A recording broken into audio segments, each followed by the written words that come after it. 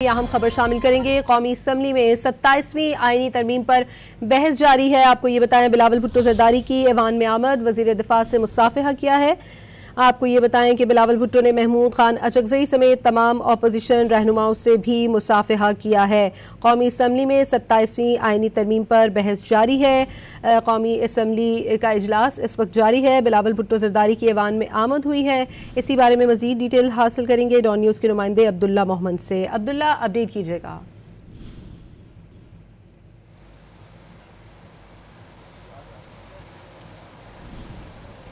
Abdullah, update कीजिएगा। कौमी assembly में 27वीं आईनी तरमीम पर बहस का आगाज हो चुका है।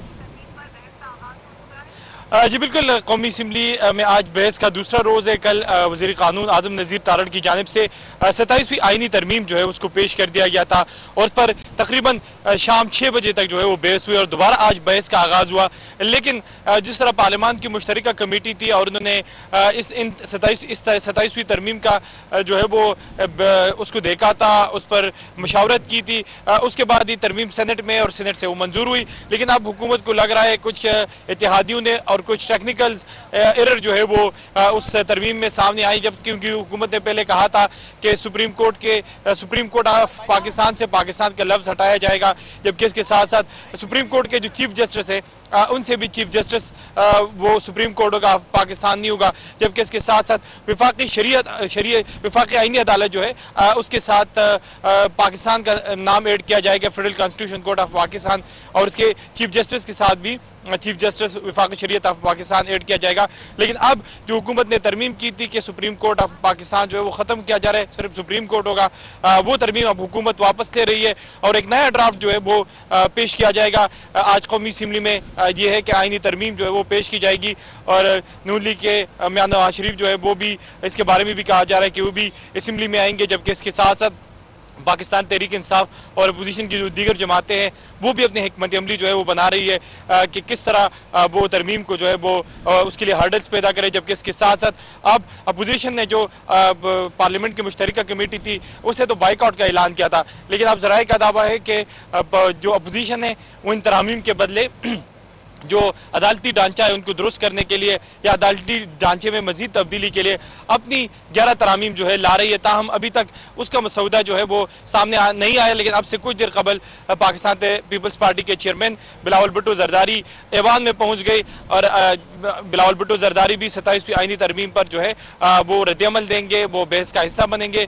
जबकि इसके साथ साथ सुबह पाकिस्तान तहरीक इंसाफ के चेयरमैन बैरिस्टर गौहर ने बात की, दीगर कायदीन ने बात की। तो अगर आज चूंकि हुकूमत के पास इस वक्त 236 से 237 वोट है कौमी असम्बली के अंदर, जबकि जो इस कानून साजी है उसके लिए 224 वोट दरकार है, जिसमें पाकिस्तान मुस्लिम लीग नून के 125, पाकिस्तान पीपल्स पार्टी के 74 और इसके साथ साथ MKM के 22 वोट है और इसके साथ दीगर जमातें हैं। तो ये कुल मिलाकर 236 से 237 बनते हैं, लेकिन कानून साजी के लिए 224 वोट दरकार है। तो सेनेट की निस्बत कौमी असम्बली में इतना बड़ा मसला नहीं है नंबर गेम का, और हुकूमत जो है वो आसानी के साथ इस तरमीम को पास करेगी। लेकिन इस तरमीम में जो है वो तब्दीलियां हुई है और ये तरमीम जो है वापस जाएगी सेनेट में। तो सेनेट पाकिस्तान तहरीक इंसाफ के जो डिजर्टर सेनेटर है सैफुल्लाह आबड़ू, उन्होंने अपने नशिस्त से इस्तीफे का ऐलान किया है। तो फिर हुकूमत के पास नंबर गेम का मसला आ जाता है, क्योंकि सेनेटर इरफान सिद्दीकी की वो कल वफात पा चुके हैं, तो मजीद ही नंबर गेम नीचे आ रहा है। तो अब देखा जाएगा कि इस बार कौन से सेनेटर की किस जमात से उनकी लॉयल्टी जो है खरीदी जाएगी। जिस तरह अहमद खान की, सैफुल्लाह आबड़ू की और इसके साथ साथ नसीमा एहसान की को हुकूमत ने अपने हक में वोट देने पर मजबूर किया, तो इस तरह अब देखा जाएगा कि अब जो अपोजिशन इत्तेहाद है वहाँ से कौन आता है और इस लॉयल्टी में जो है इस कानून साजी में वोट देता है। ठीक है अब्दुल्ला, जैसे हमने देखा बैरिस्टर गौहर की जानिब से भी ये कहा गया कि इजलास के बाइकआउट का ऐलान करेंगे और 27वीं आईनी तरमीम मंजूर होने नहीं देंगे। तो क्या आपको लगता है इस वक्त अपोजिशन को हुकूमत की जानिब से किसी नुकात पर मनाने की कोशिश की जा सकती है? ख्याल में अब वो वक्त गुजर चुका है। जो पार्लिमानी कमेटी तश्कील दी गई थी उसमें जमीयत उलमा इस्लाम फी कभी उसके मेम्बरान के नाम भी थे, जबकि इसके साथ साथ इक्वलिटी की बुनियाद पर पाकिस्तान तहरीक इंसाफ और MWM के जो सरबराह है, MWM की जो जमात है, उनके मेंबरान भी इस कमेटी का उसके नाम जो है अनाउंस हुए थे। लेकिन पाकिस्तान तहरीक इंसाफ और इसके साथ साथ जमीयत उलमा इस्लाम फी ने बाइकआउट किया उस कमेटी का। और ऐसे ही वो फोरम होते जिसमें अपोजिशन जमातें जो है वो इस तरह की तरामीम की मुखालफत करती है और अपनी तरामीम जो है वो पेश करती है। लेकिन अपोजिशन ने उसका बाइकआउट किया और जब हमने देखा कि उनके पास कौमी असम्बली में और सेनेट में सिवाय शोर शराबा के या एहतजाज का कोई लाएअमल हमें नजर नहीं आया।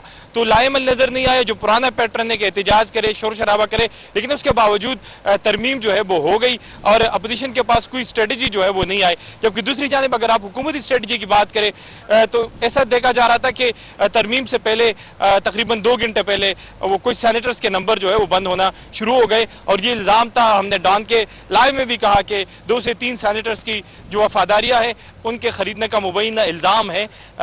तो उसके बाद ही 3 सैनिटर्स जो है वो सामने आ गए, जिसमें सैफुल्लाह आबडू थे पाकिस्तान तहरीक इंसाफ से, जमीयत उलमा इस्लाम से अहमद खान थे, जबकि बलूचिस्तान नेशनल पार्टी से नसीमा एहसान थी। तो हुकूमत के जो 64 का हिस्सा था वो पूरा हो गया। लेकिन अब दोबारा ही तरमीम सेनेट में आएगी और एक इंटरेस्टिंग सूरत हाल इख्तियार कर लेगी कि जब उनके पास फिर ये जो नंबर है 64 नंबर दरकार है, लेकिन हुकूमत के पास 62 या 61 नंबर होगा तो उसको कैसे पूरा जाएगा। लेकिन पूरा हमने देखा कि हुकूमत ने कानून साजी तो की, दूसरे अपोजिशन की जो मेंबरान है वो भी तोड़े, लेकिन इस साइड पे हमने कुछ नहीं देखा कि अपोजिशन के पास सिवाय एहतजाज की क्या स्ट्रेटजी थी और कमेटी का बाइकआउट करने का अपोजिशन को क्या फायदा हुआ। उन्होंने अपनी तरमीम जो है वो पेश नहीं की, ना तरामीम ने अपने तजावीज़ दिए। अब वो अपनी तरामीम लाने का वो ऐलान करते कि हम अपनी तरामीम लाएंगे, तो इसका अब कोई फायदा जो है पाकिस्तान के पोलिटिकल या डेमोक्रेटिक सिस्टम में वो नजर नहीं आ रहा।